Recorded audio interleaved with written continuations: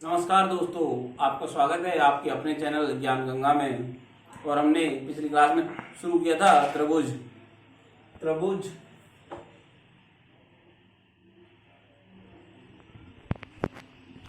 त्रिभुज के बारे में हमने जाना था कि किसी समतल पर तीन रेखाखंडों से घिरी बंद आकृति त्रिभुज कहलाती है। त्रिभुज के तीन अंत्य कोणों का योग 180 डिग्री होता है और हमने ये सिद्ध भी किया था। आज हम पढ़ेंगे कि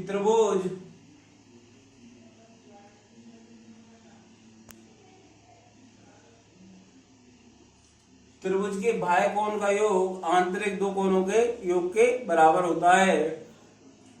मान लो यहाँ पे कोण 1 है, यहाँ पे कोण 2 है और यहाँ पे कोण 3 है। तो हमें ये सिद्ध करना है कि ये जो कोण बाह्य कोण बन रहा है त्रिभुज ए बी सी और यहाँ पे डी, तो जो कोण बी सी डी का मान है वो हमें सिद्ध करना है। कोण सी बी ए प्लस कोण बी ए सी के बराबर होगा। ये हमें इसमें सिद्ध करना है। हमें क्या सिद्ध करना है कि ये बाह्य कोण का मान आंतरिक बचे कुचे दोनों कोणों के योग के बराबर होता है। तो हमें पता है, हमें ये चीज पता है कि एक ही सरल रेखा पर बनने वाले कोणों का योग 180 डिग्री होता है। भाई तो क्या है कि ये बाह्य कोण का मान जो भी होगा इसका और इसका कोण का मान क्या होगा, इसको 4 मान लें तो कोण 1 प्लस कोण 1 प्लस कोण 4 बराबर 180 डिग्री होगा। क्या कोण 1 प्लस कोण 4, कोण 1 प्लस कोण 4 बराबर 180 डिग्री होगा। कोण 1 और कोण 4 का मान जब 180 है और हमें पता है त्रिभुज के तीनों कोणों का योग 180 है, तो कोण, और हमें क्या पता है, ये चीज हमें पहले से पता है कि कोण त्रिभुज के तीनों कोणों का योग 180 है। तो इस कोण का मान क्या होगा, इन दोनों कोणों का मान क्या होगा। देखो फिर से लिखते हैं, कोण त्रिभुज में, किसी भी त्रिभुज में कोण 1 प्लस कोण 2 प्लस कोण 3 बराबर 180 डिग्री। और ये क्या है, कोण 1 प्लस कोण 2 प्लस कोण 3 क्या है, त्रिभुज के आंतरिक कोण। त्रिभुज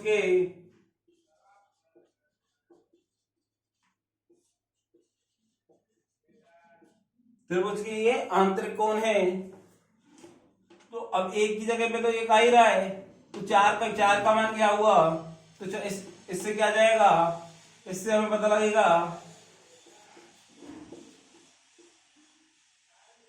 कोण 4 बराबर कोण 2 प्लस कोण 3। और यही हमें सिद्ध करना था, यही तो हमें सिद्ध करना था कि कोण किसी भी त्रिभुज में किसी भी एक कोण के बाह्य कोण का मान तो बचे कुछ दोनों आंतरिक कोणों के योग के बराबर होता है। तो यहाँ पे बाह्य कोण बन रहा है बी सी डी।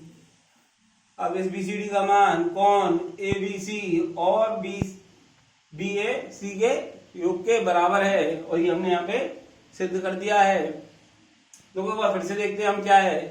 भाई हमें सिद्ध करना था कि किसी भी त्रिभुज में एक बाह्य कोण का योग बाह्य कोण का मान बचे कुछ, भाई ये कोण है, इस कोण का बाह्य कोण है, तो बचे हुए दोनों अंत्य कोणों के योग के बराबर होता है। हमें पता है, जो हमने पहले पढ़ रखा है, कि त्रिभुज के तीनों अंत्य कोणों का योग 180 डिग्री होता है। तो त्रिभुज के तीनों अंत्य कोण, कोण 1 प्लस कोण 2 प्लस कोण 3 बराबर 180 डिग्री। इसके बाद में क्या है, हमें पता है कि किसी भी सरल रेखा पर बनने वाले कोणों का योग 180 डिग्री होता है। तो कोण 1 प्लस कोण 4 बराबर 180 डिग्री, कोण 1 प्लस कोण 4 बराबर 180 डिग्री। अब देखो यहाँ पे भी 180 है और यहाँ पे भी 180 है, तो इन दोनों की आराम से तुलना कर सकते हैं। तुलना में क्या है, कोण 1 तो यहाँ पे भी है और कोण 1 यहाँ पे भी है। इसका मतलब क्या है, कोण 4 बराबर कोण 2 प्लस कोण 3, कोण 4 बराबर कोण 2 प्लस कोण 3। इसलिए हम कह सकते हैं कि किसी भी त्रिभुज में किसी एक कोण के बाह्य कोण का मान बचे कुचे दोनों अंत्य कोणों के योग के बराबर होता है। इसके बाद हम देखेंगे,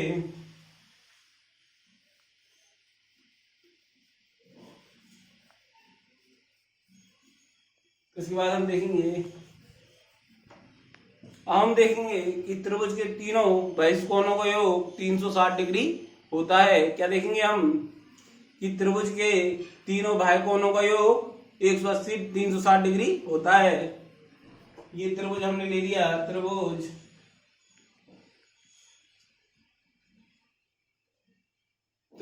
ए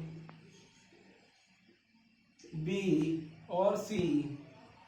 अब हमने बीसी को आगे बढ़ा दिया इधर की तरफ, एसी को आगे बढ़ा दिया इधर और एबी को आगे बढ़ा दिया इधर।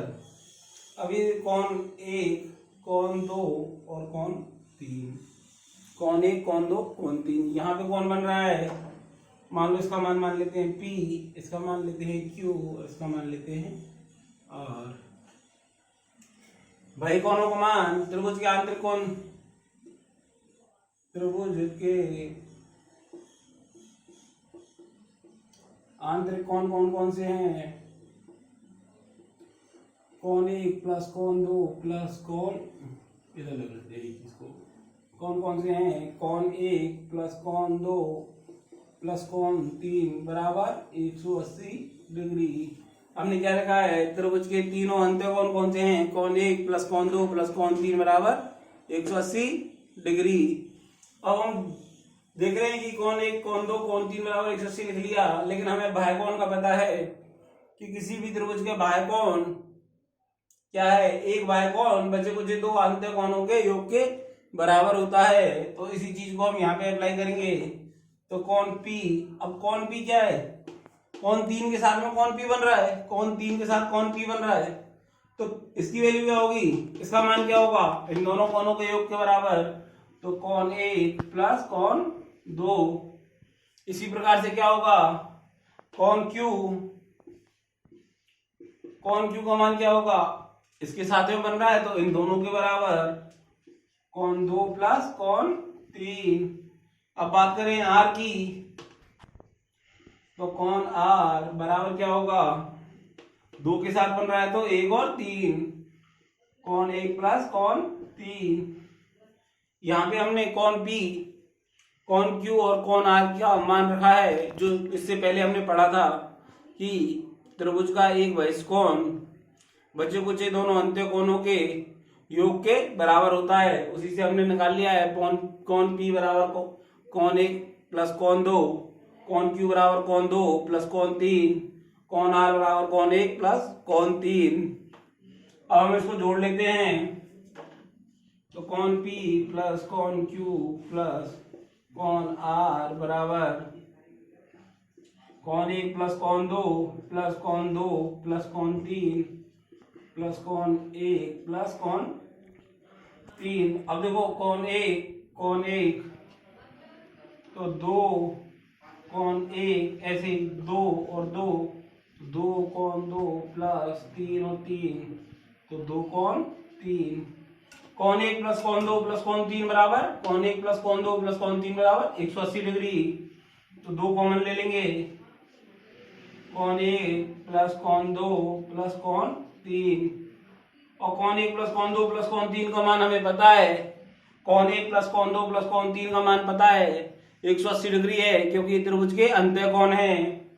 तो ये हो जाएगा 180 डिग्री, इसको इधर लिख लेते हैं।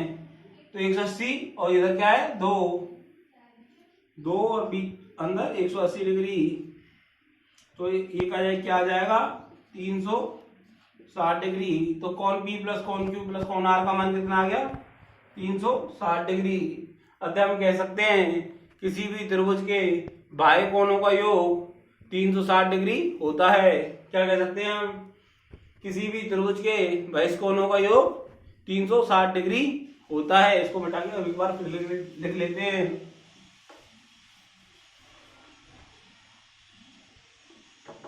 हम लिख सकते हैं त्रिभुज के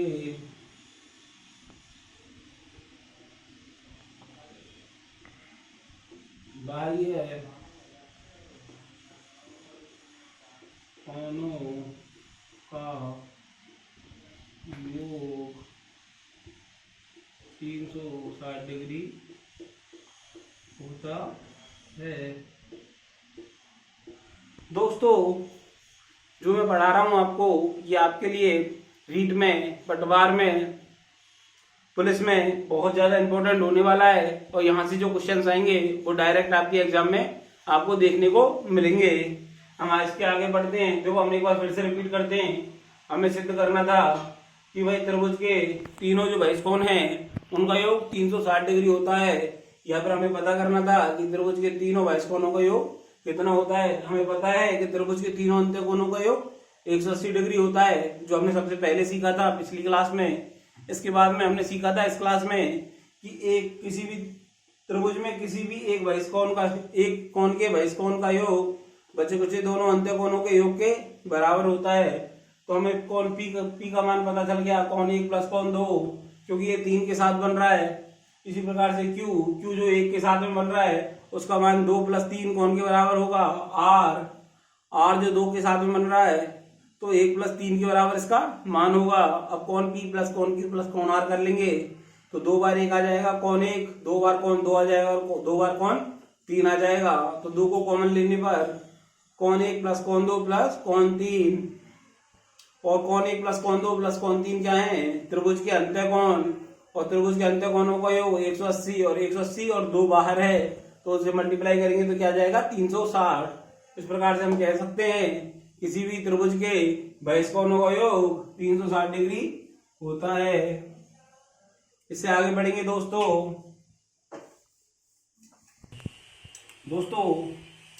हमें बड़ा कंफ्यूज होता है कब हमें त्रिभुज का क्षेत्रफल, किन चीजों का क्षेत्रफल निकाला जाता है, किन चीजों का आयतन निकाला जाता है, किन चीजों का परिमाप निकाला जाता है। और इन चीजों में हम बहुत ही ज्यादा कंफ्यूज रहते हैं, क्योंकि हमें ये नहीं पता कि कौन सी आकृति द्विविमीय है और कौन सी आकृति त्रिविमीय है। अर्थात कौन सी आकृति समतल पर बनती है और कौन सी आकृति समतल पर नहीं बनती है।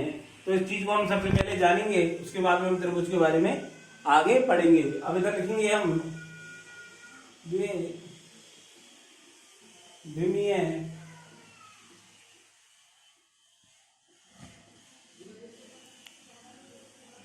द्विविमीय आकृति, और इधर लिखना है हमें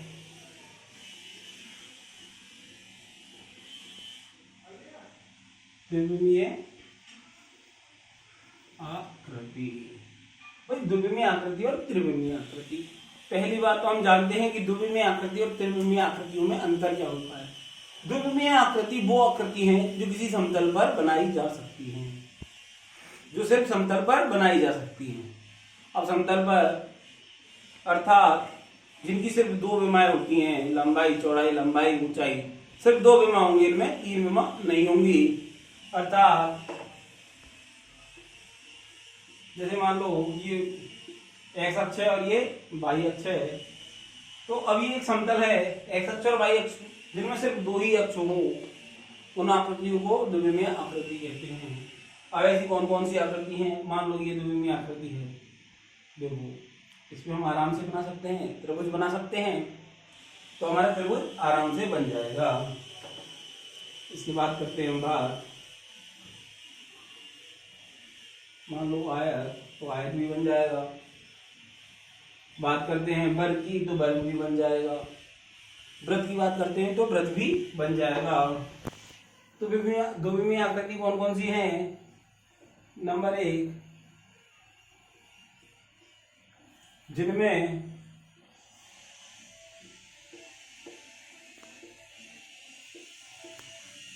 सिर्फ 2 अक्ष होते हैं। अभी एक मिनट को 2 अक्ष होते हैं तो, और इसमें क्या होता है भाई, इसमें 3 अक्ष होते हैं। पर इनमें बात करें तो या तो लंबाई और चौड़ाई होगी या लंबाई और ऊंचाई होगी, लंबाई या चौड़ाई होगी, लंबाई या ऊंचाई होगी। लंबाई चौड़ाई और ऊंचाई तीनों चीज इसमें नहीं आएंगी। तो किसी भी चीज को देख लो भाई, इसके जैसे उदाहरण देखते हैं हम, क्या है, त्रिभुज, आयत, वर्ग, वृत्त। अब देखो इनमें, देखो वृत्त में आयत की बात करें आयत में लंबाई चौड़ाई, आयत में लंबाई चौड़ाई, वर्ग में सिर्फ वर्ग में भी वही लंबाई चौड़ाई दोनों समान होती हैं। त्रिभुज की बात करें तो त्रिभुज में बस 3 रेखाएं होती हैं, भाई कुछ ना कुछ तो इसकी ऊंचाई होगी और आधार इसका ये है ही है। तो बात करें हम तो इनमें सिर्फ द्विविमीय आकृति हैं, त्रिभुज है, आयत है, वर्ग है और वृत्त है। लेकिन इसी के बीच में हम बात करें कि त्रिविमीय आकृतियों की बात करें, त्रिविमीय आकृति की हम बात करें, देखो त्रिविमीय आकृति वो आकृति हैं जो बोर्ड पर बनाई नहीं जा सकती, सिर्फ दर्शाई जा सकती है। देखो बात करें गोले की, अब ये गोला बन गया, ये गोला बन गया और ये वृत्त बन गया। इन दोनों में अंतर दिख रहा है भाई, यही गोला है और यही वृत्त है, क्योंकि वृत्त तो ये है और ये भी वृत्त है, लेकिन हम गोले को भी वृत्त में दर्शाते हैं क्योंकि हमारे पास बोर्ड है, पेपर है जो द्विविमीय है, सिर्फ जिसमें 2 विमाएं हैं, इसलिए गोले को दर्शाते हैं। समझ में आ गया होगा आपको अब कि द्विविमीय आकृति और त्रिविमीय आकृतियों में क्या अंतर है। घन है, घनाभ क्या है, गोला है, घन है, घनाभ है, शंकु है, ठीक है। ये तो हमने कर ली इनके उदाहरणों की बात। अब हमें क्या थोड़ा अच्छा समझ में आ जाएगा इन उदाहरणों से। अब देखो दूसरे नंबर की बात करें, भाई इनमें क्या होता है, मोस्टली इनमें बात करिए परिमाप की और क्षेत्रफल की। इसमें किसकी बात की जाती है, परिमाप की और क्षेत्रफल की। इसमें परिमाप की और क्षेत्रफल की बात की जाती है। इनमें किसकी बात की जाती है, आयतन। आयतन इनका नहीं होता है, इसमें बात की जाती है आयतन की। और क्षेत्रफल में किसकी बात की जाती है, पृष्ठीय क्षेत्रफल या संपूर्ण पृष्ठीय क्षेत्रफल की।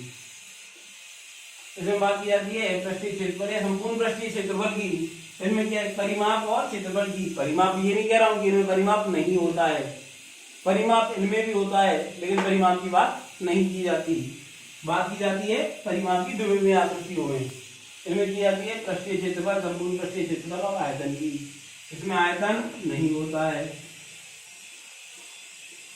आयतन इसमें नहीं होता है, इसमें आयतन होता है।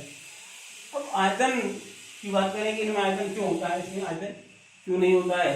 तो देखें घन या घनाभ की बात करें, कमरे की बात करें हम, कमरे में हवा भरी जा सकती है, कमरे में हवा भरी जा सकती है। बात करें बोर्ड पे हवा भरी जा सकती है क्या, बोर्ड पे पानी भरा जा सकता है क्या, बोर्ड एकदम प्लेन है, इसमें पानी हवा नहीं भरी जा सकती, पानी नहीं भरा जा सकता, बोर्ड में पानी भरा जा सकता है। तो आयतन की बात होगी त्रिविमीय आकृतियों में, ना कि द्विविमीय आकृतियों में। आगे बात करें, अब देखो थोड़ा सा और समझने की बात क्या है,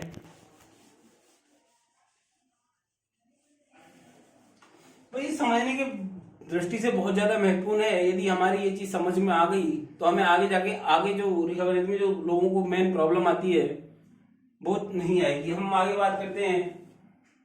तो देखो जब इसमें 2 विमा है,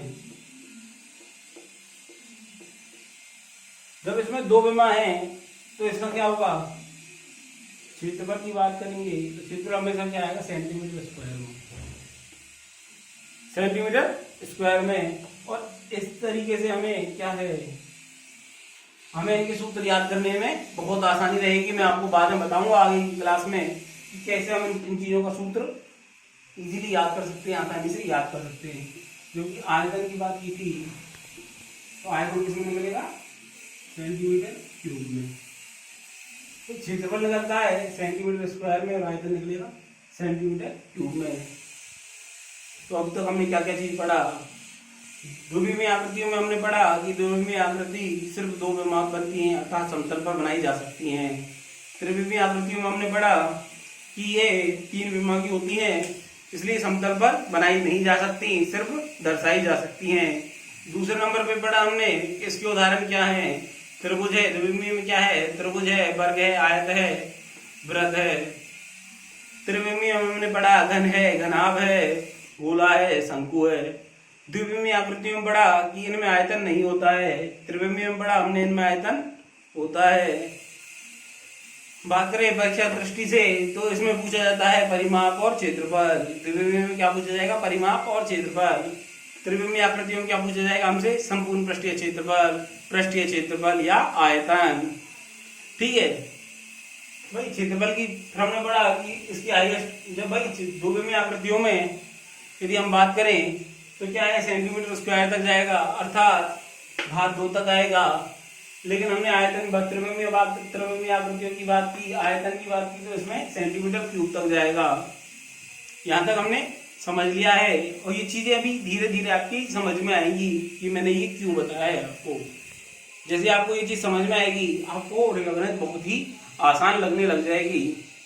दोस्तों आज की क्लास में इतना ही, बस जो मैंने पढ़ाया है उसका ध्यान रखें, घर पे ही रहें क्योंकि लॉकडाउन का समय चल रहा है और हालात दिनों दिन खराब होते जा रहे हैं, इसीलिए आपकी ऑनलाइन क्लासेस शुरू की गई हैं मेरे द्वारा, ताकि आपकी पढ़ाई अवरुद्ध ना हो।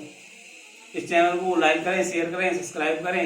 यदि आपको किसी भी चीज़ की प्रॉब्लम है, समय से रिलेटेड या समझ में नहीं आ रहा है या फिर किसी और चीज़ से, तो कमेंट्स करें। धन्यवाद।